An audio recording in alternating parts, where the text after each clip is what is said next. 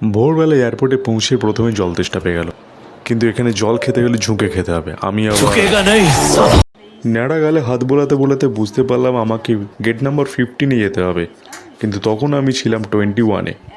এতটা হাঁটতে হবে ভেবেই আমার পায়ের নিচেতে মাটি সরে গেল। তারপরে দেখলাম না, আমি মুভি ওয়াকওয়েতে দাঁড়িয়ে কিছুটা গিয়ে দেখি শুভশ্রী গাঙ্গুলি একটা বাচ্চাকে কোলে নিয়ে বসে আছে। আমার কথা শুনে আমার রাজ চক্রবর্তী কী ভাববে কি জানি। আমার আবার চুপ করে থাকাটাই ভালো। শুনেছি আগে দেওয়ালেরও কান আছে। সেদিন সচক্ষে দেখলাম দেওয়ালের কানের ফুটো। গুটি গুটি পায়ে 15 নম্বর গেটে পৌঁছে দেখি সর্দারজি দাঁড়িয়ে আছে, বলছে লাইনে নাকি দাঁড়াতে। সবার লাইনে দাঁড়ানোর ঝোঁক দেখে বুঝলাম এখানেই বোধহয় সর্দারজি লঙ্গর দেবে। তারপর দেখলাম না, এখান থেকে ঢুকতে হবে। আমার গেটে নাম্বার আসার জন্য ওয়েট করতে করতে পাশে দেখলাম অ্যাকোরিয়ামের মধ্যে কয়েকটি মাছ রবীন্দ্রসঙ্গীত গাইছে। ওদের মধ্যে একটি মাছ ছিল একদম একলা, সে গাইছিল একলা চলরে। আর নিচের মাছটাকে দেখে বুঝলাম সে গাছেরও খায় তলারও কুড়ায়।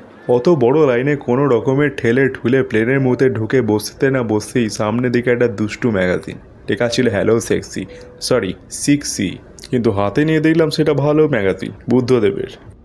ডান দিকে ঘাড় ঘোরাতে না ঘোরাতেই দেখতে পেলাম রবীন্দ্রনাথের সেই বিদেশিনীকে।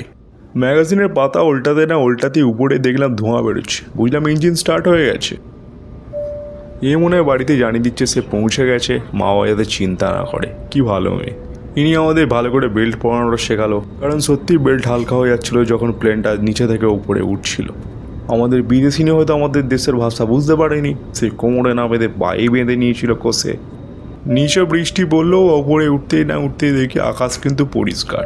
কেনই আমরা উপরে থাকি না কি জানি।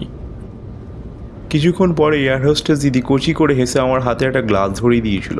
ভাবলাম হাতে চা, খেয়ে দেখি তার মধ্যে দুধ নেই। কিছুক্ষণ পর দেখি তার মধ্যে চাও নেই। জিজ্ঞাসা করতে সে বলল এটা জল ছিল।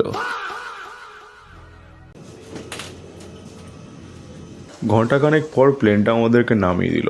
প্রথমে বুঝতে পারিনি কোথায় এসে পৌঁছেছি। যখন দেখলো লোকের একটা কথা বুঝতে পারছি না, তখন ভাবলাম আমি চেন্নাই এসে গেছি। ততক্ষণের জন্য বাই।